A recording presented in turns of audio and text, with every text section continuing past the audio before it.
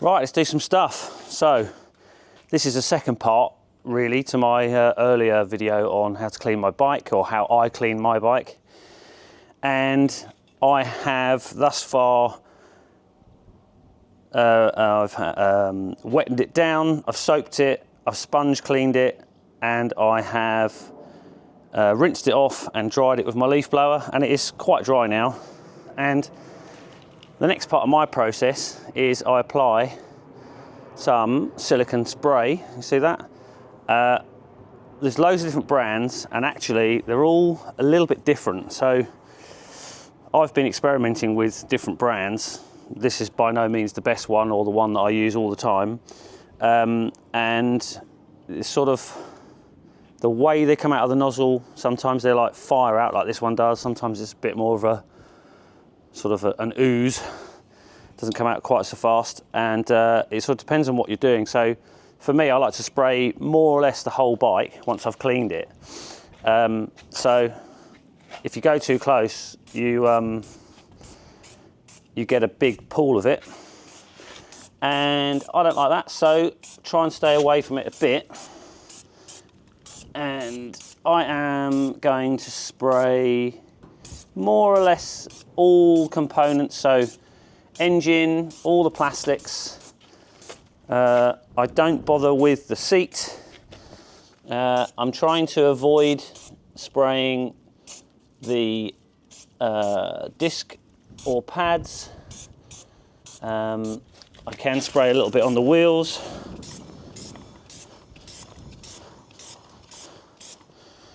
And where else will I want it? It doesn't matter if it goes on the exhaust pipe, because that will just burn off in a minute when you fire it up. But essentially, anything that's made of plastic or metal, get some on there, all over the exhaust pipe. Especially the plasticky sort of trims that you get, anything like that.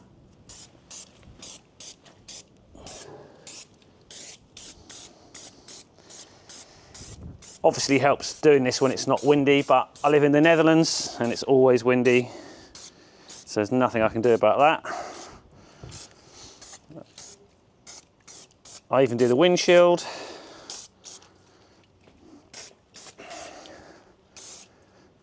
Forks, mud guard.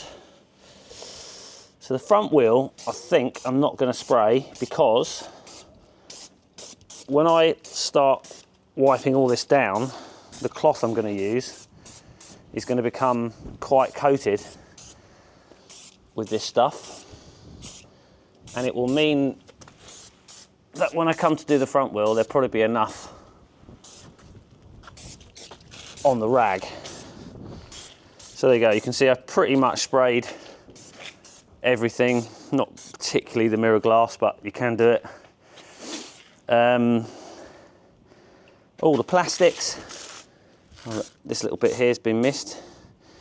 I wouldn't do anything where you need grip, because this stuff will make a slippery surface. So things like grips, the rubber pegs, obviously discs and pads, and tyres are all a bit of a no-no.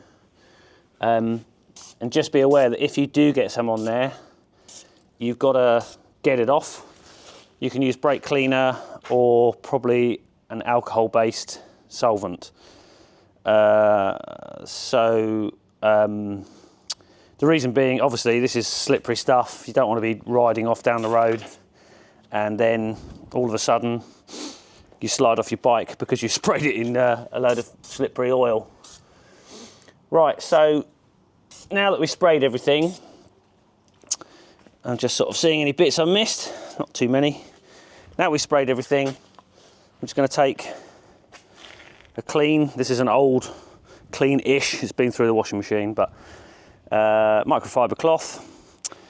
And what will happen is, in that can there's a solvent as well as the actual lubricant, and the solvent will evaporate and then you're left with the lubricant. So essentially now the bike is just covered in lubricant, and it takes a bit of a time, probably not sure if I'm going to video it all, but all you really need to do now is just go over it with your cloth and work it into everywhere.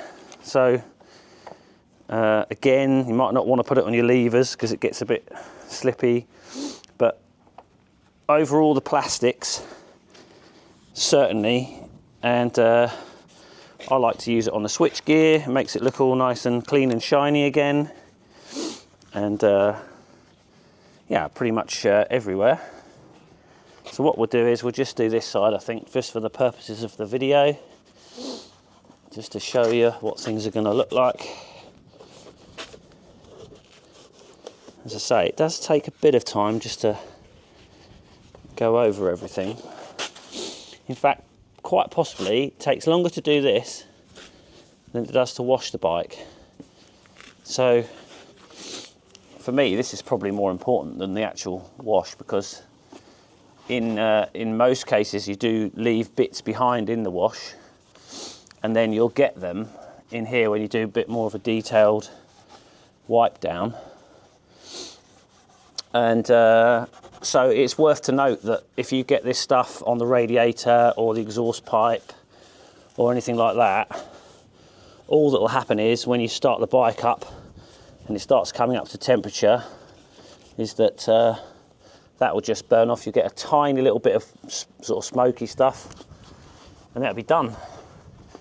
So you don't need to worry. And I hope you can see on the camera, but now you should start seeing that everything's really kind of becoming shiny, and like to say this trendy word, it's popping. So yeah, this is the general thing that I do after I've washed my bikes, and it has the added advantage of leaving a coating on the bike. So not only does it look kind of very new and shiny again, but you've now got like this little coating, which means that any dirt that you get next time should be, in theory, easier to get off.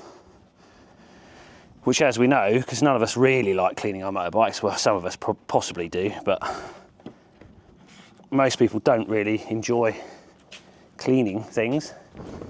The less you have to clean, or the easier it is, the better it's going to be, right? So that's, for me, a big bonus.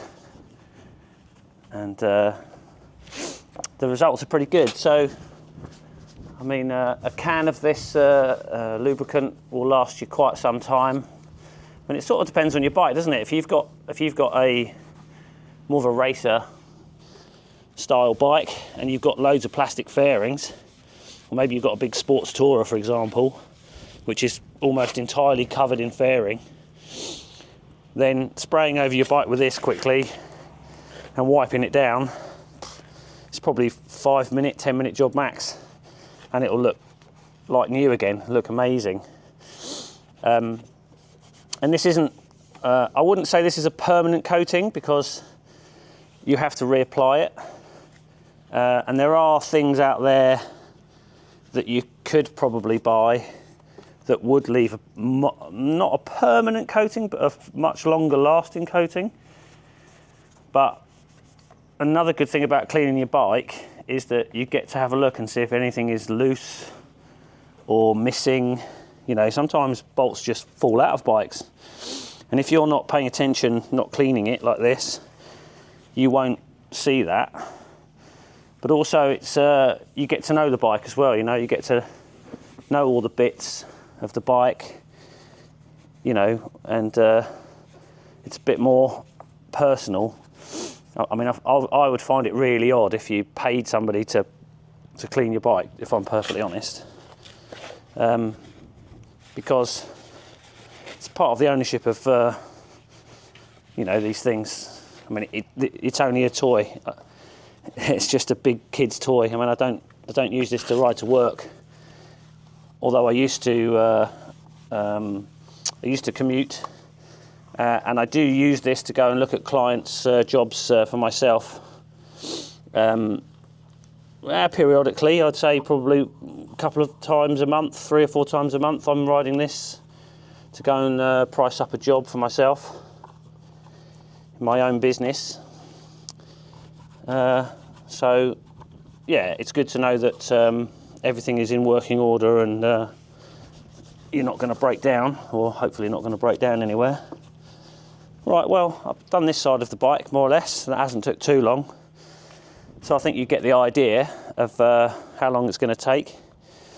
And I have to say that if you've got this sort of like fly goop stuck to the plastics, either a tiny little bit of brake cleaner or a little bit of alcohol based cleaner on there goes straight away. Same for if you get like big oil deposits, like greasy oil deposits or bits of rubber. So that's a good bit of advice, just to get those last tiny bits off. Right, well, there you go. I hope that's of some use to some people on how I personally clean my bike. This is definitely not something that you have to do or you should do, but this is what I do and it works well for me. So thanks for watching, and please subscribe. We'll do some more stuff. Bye for now.